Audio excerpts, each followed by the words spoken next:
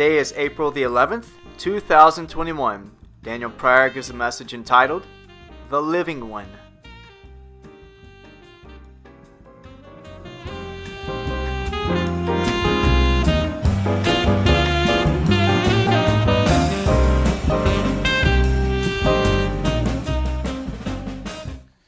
Happy Resurrection Day, everyone. Still Resurrection Day. You guys know that, right?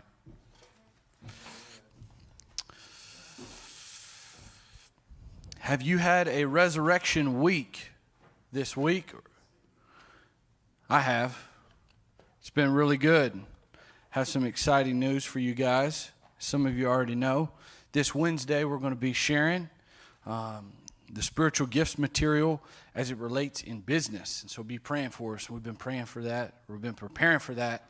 And it's really good. We got our materials printed. They're looking sharp. It's just really exciting. Go ahead and open your Bible, if you have a Bible, to Luke chapter 24. You guys read the Bible? Yes, sir. I do. It's got some pretty good stuff in there. Has a lot of good stuff in there. Has a lot of mysteries in there. And tonight I'm going to hopefully share with you, if we can get through this, one of those mysteries about the resurrection. And as you turn to Luke 24, chapter 1, let me just pray. Lord God, I just thank you. Father, we thank you for sending your Son to die for us. We thank you that we may have life. We thank you that we may face the uncomfortable places, that we may face the grave, that we may face darkness, that we may face death, that we may face the cross, because you have already faced all of these things. You live inside of us. You live through us. You are our very life. Lord, tonight, open our hearts to understand. Open our eyes to see what you're saying to us, Lord God. Lead us and guide us. Thank you that you have sent your host of the Lord to be in our midst. Thank you for the cloud of witness that surrounds us. And thank you for being here yourself. We love you. We thank you. In Jesus' name, amen. Hallelujah. Amen. Luke chapter 24. We're going to start in verse 1. And verse 1 reads, "But on the first day of the week, at early dawn, they came to the tomb bringing the spices which they had prepared." This is Mary and some other ladies who had come to the tomb. This is early, and they're looking for Jesus' body. If you're familiar with the story, you know that they don't find Jesus' body, and that's a great thing. But the point I want to make about this verse is that they brought these spices with them, and they had prepared these spices. These spices aren't cheap. They're not invaluable. They're valuable things. And what were they going to do with these spices? They were going to take these spices and put them on Jesus' body and around Jesus' body and make sure that he was well taken care of in the grave. Now, do recall that there was a big stone in front of the grave, right? Verse 2, "And they found the stone rolled away from the tomb." I don't know how they thought they were going to get the stone rolled away by themselves, but maybe the guards would help them. I'm not quite sure. But they had prepared for this very moment. I was meeting with a fellow this week, and the Lord brought this scripture up, and he continued to speak to me out of it. And he said, "Daniel, how much of your time do you spend preparing for something that's dead?" And I was just like, yep, that's me. Help me, Lord. And I realized in my life, in my thoughts, I spend time thinking about things that are dead. Whether it's a dead work, whether it's a dead time in my life, whether it's something in the past, something that's been buried. And it's like I have this thing inside of me that says, I want to make death less dead. I want to make it less bad. I want to make it less stinky. And in a way, that's a good thing, because in our culture, we've been taught to honor the dead, to revere the dead, right? We've been taught to be respectful of those who have died. And there's some good in that. And I appreciate that. And I do honor those who have gone before me, and I do respect those who have gone before me. But I realize that in reading this story of the resurrection, Jesus did not die so that we could prepare for the dead. Jesus didn't die so that we would have to spend our life preparing for this moment of death.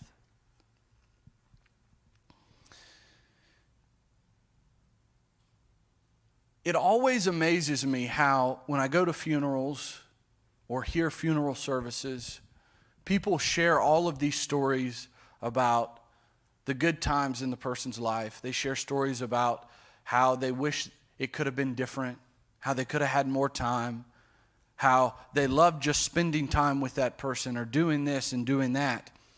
And I always think to myself, did they ever think that while that person was alive? I really wonder that. I really wonder how much time and energy and preparation did they put into when that person was alive, actually living and having relationship with that person. That's a tough question. And yeah, we come up with all these excuses of, I got things to do, I got to work, I got kids to take care of, I got this, I got busy, we just couldn't work it out in our schedules. But are you preparing yourself really for living and having life? Or are you preparing yourself for something that is dead? And for a dead moment where you can look back and maybe have some idea of a good memory, but you don't really have anything. And at the funeral service, there's always this idea of, to me it's even funny how we embalm people. We take someone who is dead and we literally embalm them to make them look better while they're dead. Now, I'm sure we appreciate this when we look at their dead body, but making a dead person look better does not do them any good. And this concept of death that we have, of preserving things that are dying, even in our lives, when we have relationships that are dying, when we have job opportunities that are dying, or when we have businesses that are dying, it's so hard for us to just let go of something that's dead. We always have this idea of, let me make the dead thing better.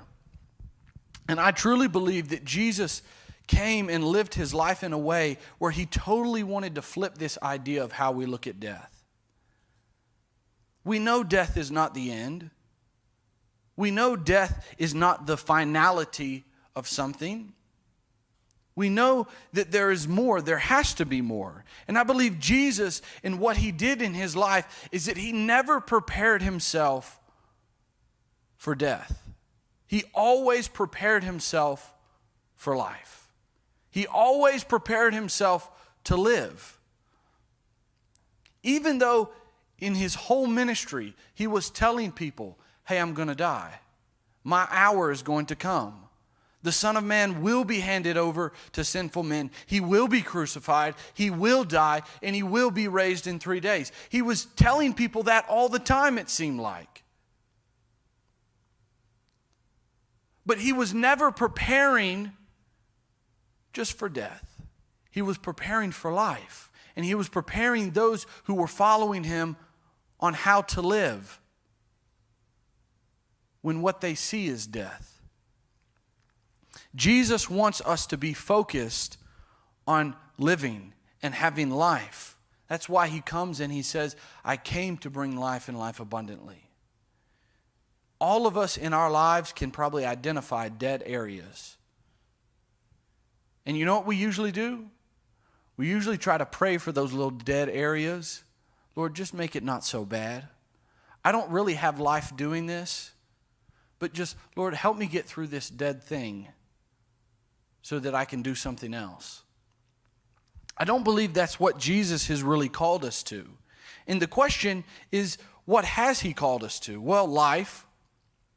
But there's another thing that happens as we continue to read that I want to touch on.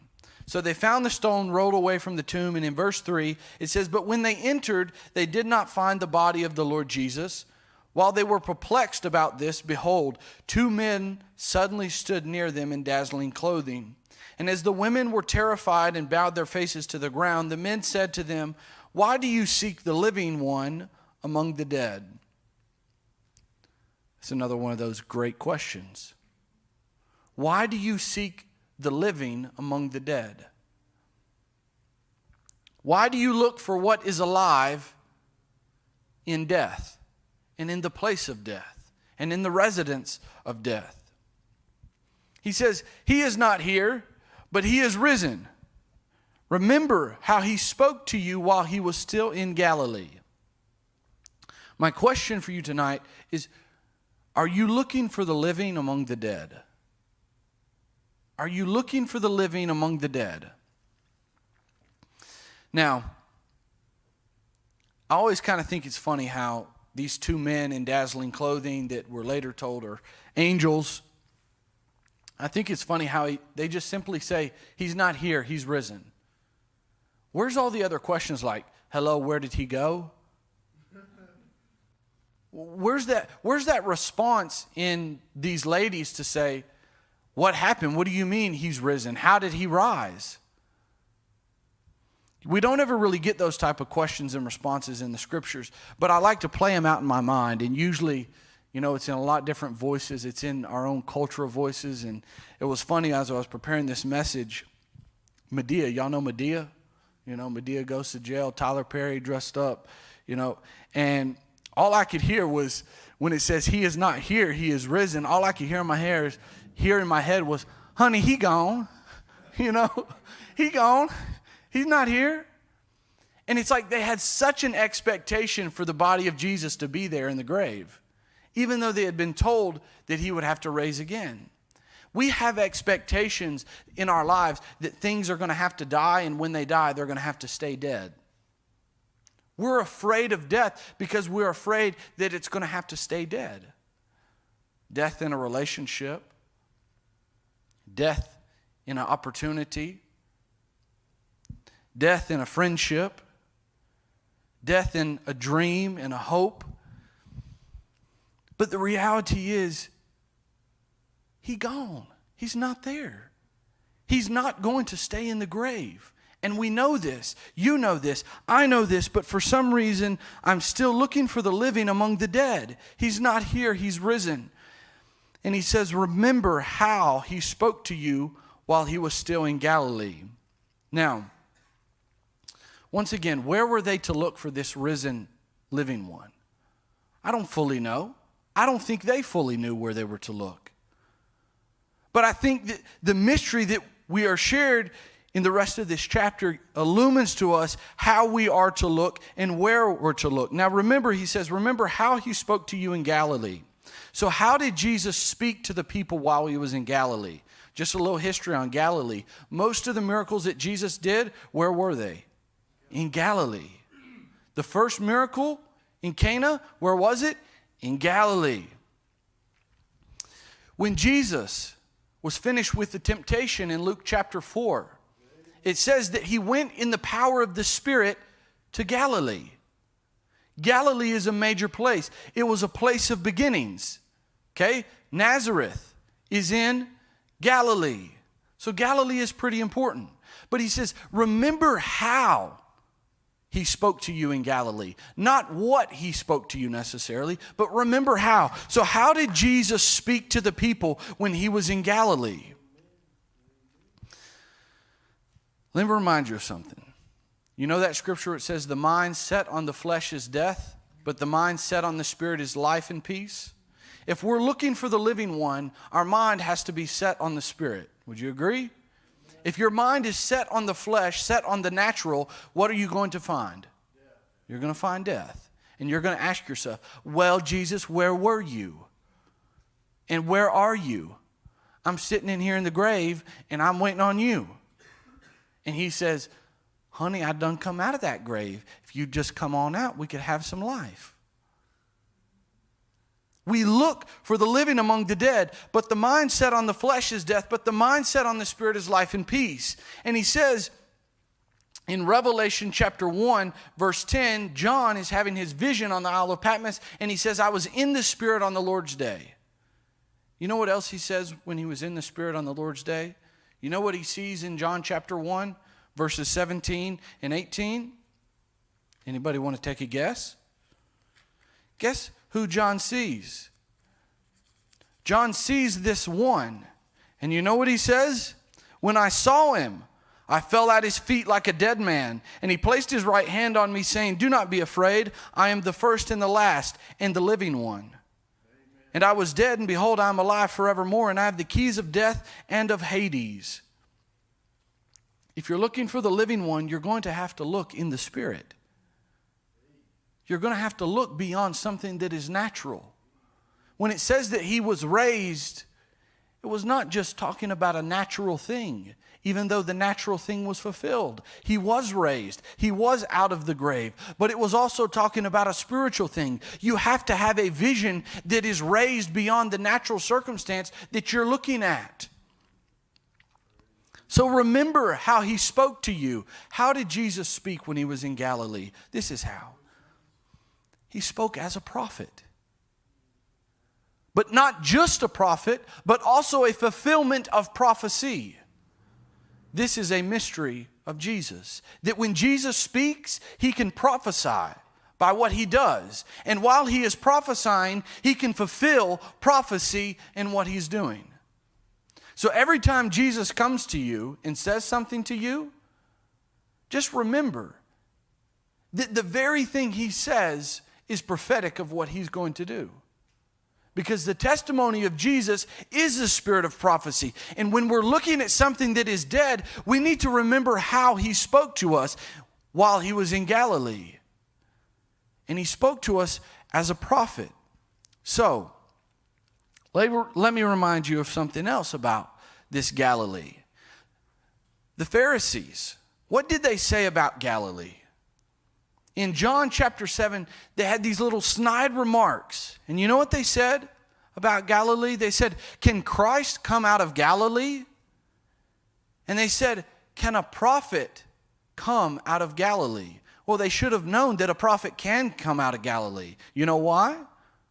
Because there was another great prophet that Jesus compared himself to that came out of Galilee. You know who that prophet was? Bible trivia for you guys. Was not John the Baptist. It was Jonah. It was Jonah. It was Jonah. Jonah was from Galilee. Who is the prophet that Jesus compares himself to when they demand a sign? He says, I will give you yet only one sign. And it's the sign of this, the sign of Jonah. Jonah the prophet came out of Galilee. Jesus the prophet comes out of Galilee. Jesus, as a prophet, is also a fulfillment of prophecy. So, where are we to be looking for the living one? Well, we know that our vision has to be raised, and we know that we have to look in this reality of Jesus being a prophet. Here's the thing about prophecy. A lot of times we have this concept of prophecy. Lord Jesus, I want to hear a prophecy so that I can know what's going to happen, and I can prepare for what's going to happen. And I can be cool because I already know what's going to happen and you don't. Nana, nana, boo, boo. That's kind of our mentality with prophecy. Jesus prophesied his whole ministry. You know how many of them got the prophecies? 0. Nobody fully saw what he was saying. Nobody fully grasped what he was doing. Do you think when Jesus comes to you and gives you a word, you're going to be fully able to comprehend what that means? You're not. You're not even supposed to, because Jesus knows that you're going to try to fulfill that prophecy in your own strength. You're going to try to make it happen. And what he wants to do is be the fulfillment of that prophecy. He doesn't want you to have to do what he's already done and what he wants to do for you. So remember that he is a prophet. Verse 7, saying that the Son of Man must be delivered into the hands of sinful men and be crucified, and the third day rise again. And they remembered his words and returned from the tomb and reported all these things to the 11 and to all the rest. Now they were Mary Magdalene and Joanna and Mary the mother of James. Also the other women were with them, telling them these things to the apostles. But these words appeared to them as nonsense, and they would not believe them. But Peter got up and ran to the tomb, stooping and looking in. He saw the linen wrappings only, and he went away to his home, marveling at what had happened. Ladies, we're probably not going to believe you the first time. Okay? We're going to have to check it out for ourselves. We're kind of adventurous like that. We're kind of hard-headed like that in some ways. But that's okay. That's okay. That's really okay. Because there's a difference. And there's a purpose in how God designed us. And when we get up and have to run and check out the dead thing for ourselves, just acknowledge he's got to see it for himself. But let's continue. Verse 13, this is the road to Emmaus story, and this is where we're going to find this reality, and I believe the answer to our question of the mystery of where are we to look for the living one. And behold, two of them were going that very day to a village named Emmaus, which was about 7 miles from Jerusalem. And they were talking with each other about all these things which had taken place. While they were talking and reasoning, Jesus himself approached and began traveling with them. So, where are we to look for the living? This is the first thing in the story of on the road to Emmaus. We know that we got to lift our vision because he's been raised. And we know that there has to be beyond what is natural. We have to see in the spirit. But he says, as they were talking and reasoning, Jesus approached and began traveling with them. Do you know how important it is for you to talk and reason with other people? Jesus will draw near to you when you spend time talking and reasoning with other believers. When I say talking and reasoning, I'm not talking about figuring out the answer. I'm just saying having fellowship. Part of the reason that you feel like you don't have an answer is probably because you're not talking to anyone about it. You're not sharing with anyone about it. Now, recognize these two men have just realized, hey, we've just experienced the greatest tragedy in our lives. The person we thought was going to save us has not saved us in the form that we thought he was going to save us. What are we going to do? There's chaos. There's craziness. But they're not afraid to talk about and reason with one another. Why did that happen? What did it really mean? To ask the hard questions. But when you begin to talk and reason with one another, Jesus will show up in your midst. But it says that their eyes were prevented from recognizing him, and he said to them, "What are these words that you are exchanging with one another as you were walking?" And they stood still, looking sad. One of them, named Cleopas, answered and said to him, "Are you the only one visiting Jerusalem and unaware of the things which have happened here these days?" And he said to them, "What things?" And they said to him, "The things about Jesus the Nazarene, who was a prophet, mighty in deed and word, and in the sight of God and all the people." You know, sometimes Jesus will play dumb with you, but he's not dumb. This is one of those moments Jesus is playing dumb. And he's asking you a question he's well aware of the answer to. But why is he asking the question? He's asking the question because there's something in you that needs to be drawn out. You want Jesus to give you all of these answers. Are you willing for the things that are inside of you to be drawn out? Are you willing for Jesus to play dumb in your midst so that you can truly learn and see and grow in the way that he's designed for you and not according to your own way? This is Christian therapy. So, he says, what things?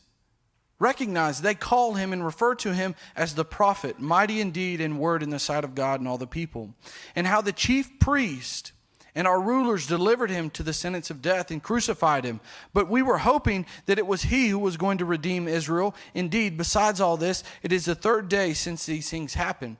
But also some women among us amazed us when they were at the tomb early in the morning and did not find his body. They came saying that they had also seen a vision of angels who said that he was alive.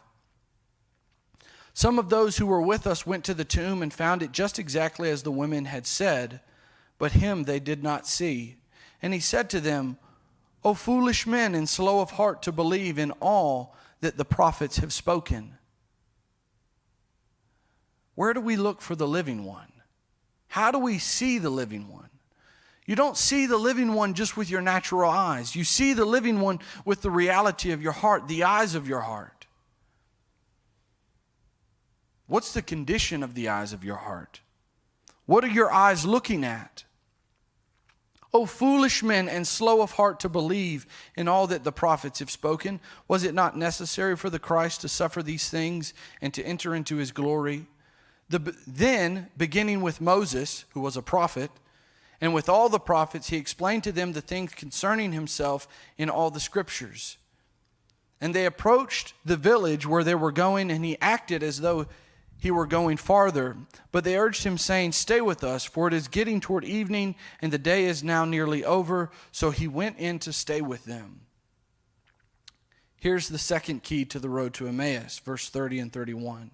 When he had reclined at the table with them, he took the bread and blessed it, and breaking it, he began giving it to them. Then their eyes were opened, and they recognized him, and he vanished from their sight.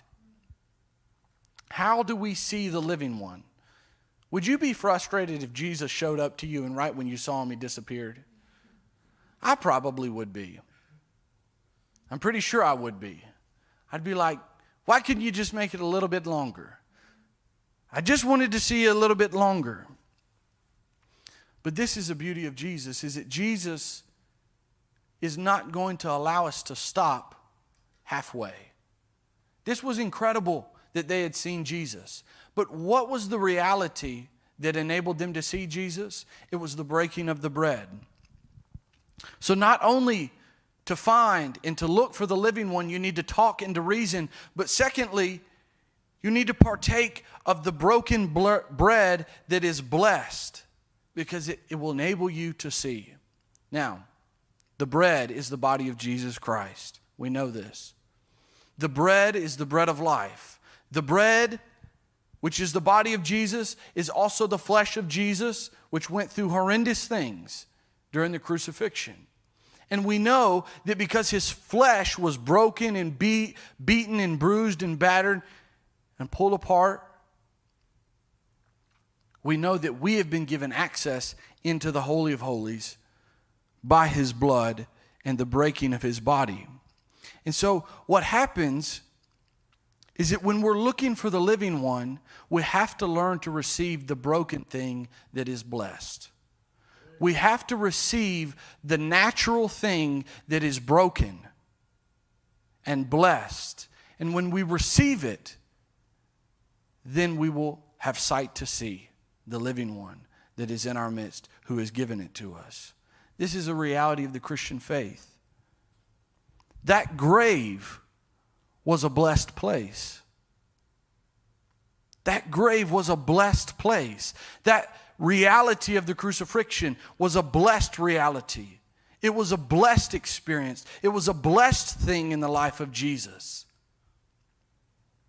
Even though he was cursed, it was a blessing, because the natural things had to be broken so that we could partake of the spiritual things and the fullness of things that God had for us. This isn't always fun and exciting. I understand that. This isn't even that exciting to preach, to get up here and tell you, hey, you guys, you got to receive the broken, blessed body of Jesus. You have to learn to receive the broken natural thing so that you can be enabled to see into the spiritual thing. If all you do is look at the natural and think that it's whole and think that that's how it should be, you're never going to see beyond the natural and into the spirit. But when you partake of the bread that is blessed, that is broken, part of the reason the natural things in your life are still tripping you up is because you refuse to see them as blessed. Maybe that thing that you think is a curse is actually a blessing. Maybe that brokenness in your life is actually something that Jesus is blessing so that you can see beyond what you're looking at.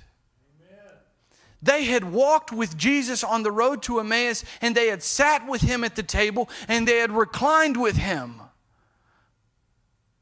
But it was when they received the reality of the broken bread that they were enabled to see. There are things that you're looking at right now in your life, and you're saying, this is broken, this is death, this is a curse.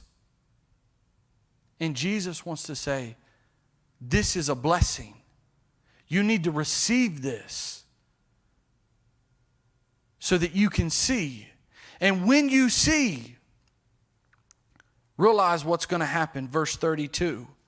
They said to one another, were not our hearts burning within us while he was speaking to us on the road, while he was explaining the scriptures to us? Here's the problem with your natural vision. Your natural vision blinds you from what is happening inside of your own heart. But when the natural perspective and the natural thing becomes broken and shattered, you know what then happens? You can start to recognize and feel what's happening in your heart. Their hearts were burning the whole time they were on the road to Emmaus, but they never recognized it. They never paid attention to it. I recognize in my own life that when I look back in my life, I've identified some things as, man, this wasn't blessed. This wasn't blessed. God didn't use this. This was just a disaster. This was totally my mess up. This was totally my failure. And I realize that's my vision naturally.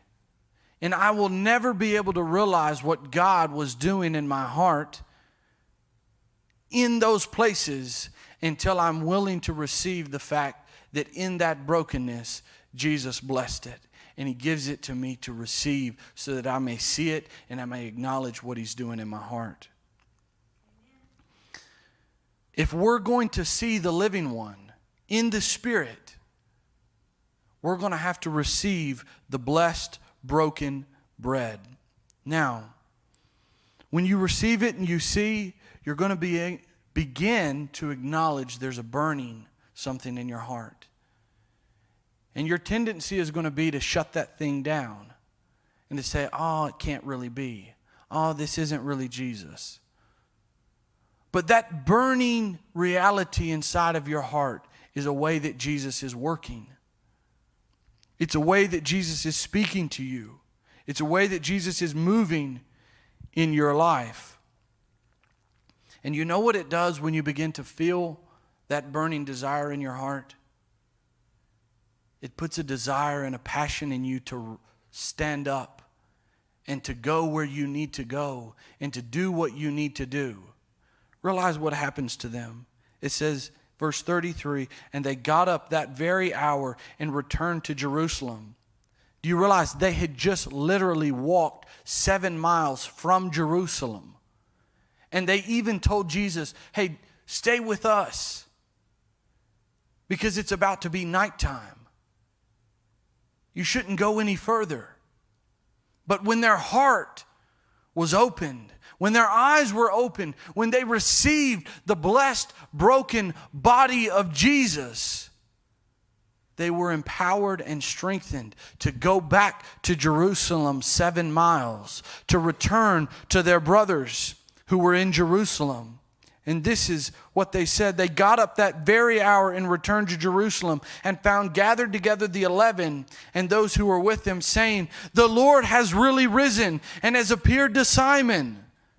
They began to relate their experiences on the road and how he was recognized by them in the breaking of the bread. This is one thing I love about Jesus, is that when Jesus starts to do something in a little thing, if we're faithful in that little thing, it will begin to compound and expand exponentially. It will begin to increase and to get better. So once these disciples on the road to Emmaus talked and reasoned with one another, right? They received the blessed broken bread, and they recognized what God was doing in their heart, then it's all going to play out again on a greater scale. This is how Jesus works by multiplication. They begin to relate their experience with the others who were in Jerusalem, talking and reasoning. Verse 36, while they were telling these things, he himself stood in their midst and said to them. Once again, Jesus shows up when they begin to talk and reason. And what does he do? It says that they were startled and frightened and thought that they were seeing a spirit. So their eyesight is still not fully perfected. But it's at least gotten better. Because now they can at least say, hey, we're seeing a spirit. And he said to them, why are you troubled? And why do doubts arise in your hearts? See my hands and my feet, that it is I myself. Touch me and see, for a spirit does not have flesh and bones, as you see that I have. And when he said this, he showed them his hands and his feet. While they still could not believe it because of their joy and amazement, he said to them, have you anything to eat here? This is how Jesus works in our lives. Do you look for the living among the dead, is my question to you. The answer you have is yes, you do. We all do. It's okay. The next question is, where should we be looking for the living? We should be looking for the living in the Spirit. It's only in the Spirit, beyond the natural, that we're going to see the living one. It's only in the reality of the broken body that we shall have sight. It's only in the reality of the broken body that is going to enable us to pay attention to what God's doing in our heart. But when we do, the multiplication of how Jesus works and moves is going to increase. It's going to get greater. And you know what he's going to start doing more and more? He's going to start showing up more and more. He's going to start saying, hey, touch my hands and touch my feet. He's going to start saying, hey, come sit with me on my throne as I have seated with my Father on his throne. He's going to say, hey, come up here and see the servants in the kingdom of God. He's going to say, hey, rule and reign in this place. He's going to say, hey, I want you to decree and declare in the life of this person that there's going to be change and renewal. This is how God brings about change. This is how God works in us. We are Christians. We don't believe in magic. We believe in mystery, but we don't believe in magic. We don't believe in just saying some incantation and poof, it's going to all be different. Amen. Even though you have to confess with your mouth and believe in your heart, and you say that, that's not just an incantation. That's not a magical phrase. That's a reality of God himself working in and through you and changing you and transforming you. There is a process. There is a purpose in all of that. I know a lot of times we hope that we can experience something magical. That's not what God has for us. Magic is disappointing. You ever seen somebody do a magic trick? And you're so excited. Where did that card come from? What? How did you know that was my card? And then they tell you the magic trick. They tell you how they did it. And what do you think? Man, this is the dumbest thing I've seen. You don't even want to do it again. But that's the reality of magic. Magic is a disappointing reality. Don't put your hope in magic. Don't look into a dead thing expecting to find the living. A lot of times we do that as Christians. We look at something that's dead and we say, man, we want this thing to be alive so bad. I hope it's alive. And we prepare ourselves that if it's dead, well, we don't want it to be too bad, so we'll kind of put some good smelling stuff on it. But Jesus wants us to see the living. He wants us to see himself. He wants us to spend time with the living one who is alive. He has risen. This is good news. This is a blessing. This is incredible. You don't have to live and look at dead things in your life. He's called you to look and to find and to see and to experience life and life abundantly. So why do you seek the living among the dead?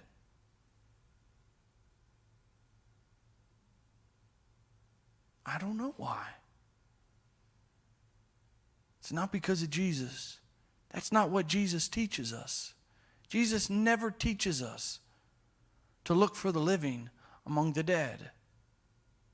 He says, look at what is alive, and what is alive will change what is dead. He never calls you to pick up something that is dead. He calls you to look at him and to speak words of life so that what is dead may be resurrected. He didn't tell the prophet to dig up the dry bones. He didn't tell the prophet to do a lot of work. He didn't tell the prophet to do archaeology on who was who. He told the prophet, look at me and say what I say and watch what happens. And he called forth those dry bones. He called forth that reality of life and the living one to impact the dead. This is still Resurrection Day. This today is still Resurrection Day. Seek the living where he may be found. He is alive. The living one is alive. The living one is alive. And he has made you alive. Remember that he speaks to you as a prophet. And what he says to you is going to happen in your life. It's going to play out. It's going to come to pass. You know why? Because he has sent someone called the Spirit of God as a pledge that it's going to happen. Do you recognize that? Jesus has made a guarantee with the Father.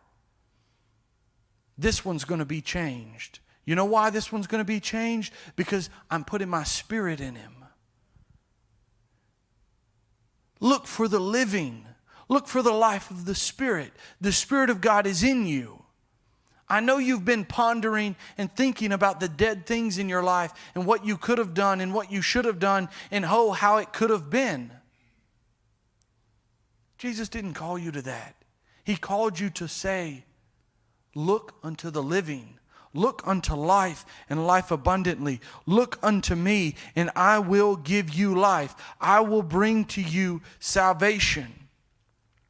Psalm chapter 35, and I'm going to close with this. Psalm chapter 34, verse 5.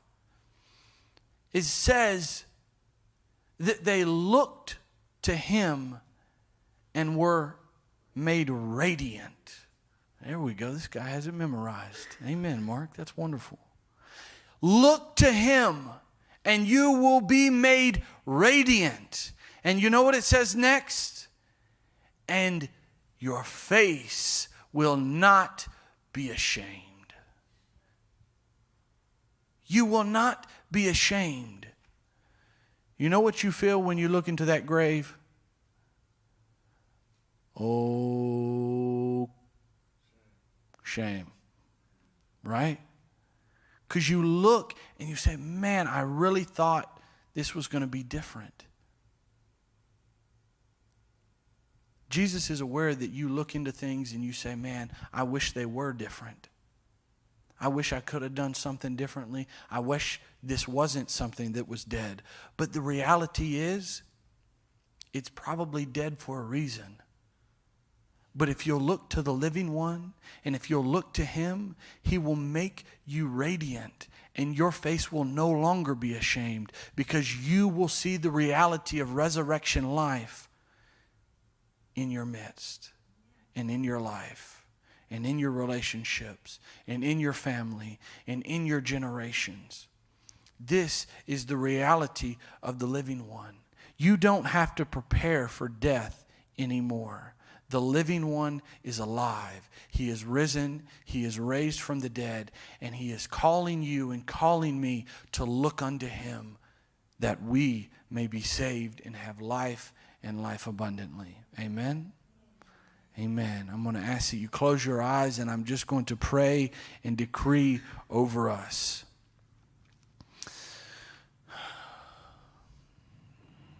Lord Jesus, the Christ, the Son of the living God, the Son of Man, you are alive, and we praise you and worship you for that. We thank you that you are alive. We thank you that you did not prepare to be dead, but you prepared to live and to live forever. And live forever is what you do. You are eternal. You are alive eternally, never to die again.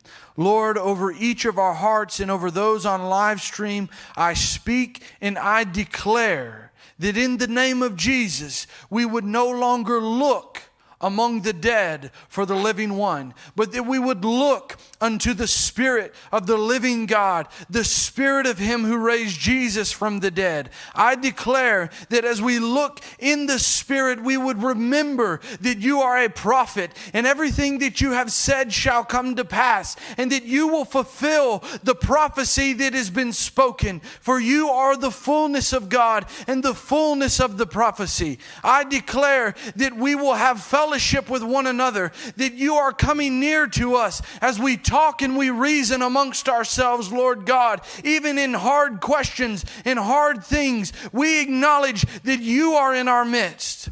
I decree and declare over our lives that we receive the blessed and broken bread that is given to us, and that your bread opens our eyes so that we may see you, so that we may recognize you. And I decree that our hearts, Lord God, that have been burning because of the work that you have been doing and how you have been speaking to us, that we would recognize the work that you have done in our hearts in the name of Jesus. And I declare that this work and this ministry of your life and your Spirit would be multiplied in our lives, that we would be empowered to stand up and to go and tell our brothers and to tell our sisters and to tell those around us that the living one is alive. He is alive and he is risen. In Jesus' name, amen. Amen. God bless you guys and have a wonderful, wonderful night.